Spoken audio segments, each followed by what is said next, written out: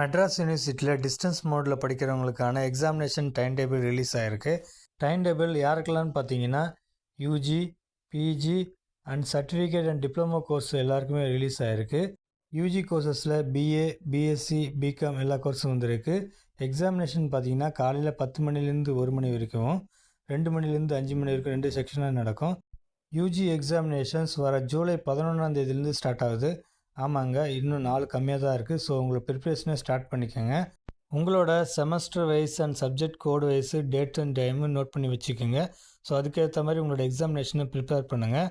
யூஜியில் BCom computer applications, BCA, BBA அப்படி சொல்லிட்டு எல்லா கோர்ஸும் டைம் டேபிள் இருக்குது. ஸோ அதை பார்த்து தெரிஞ்சுக்கோங்க.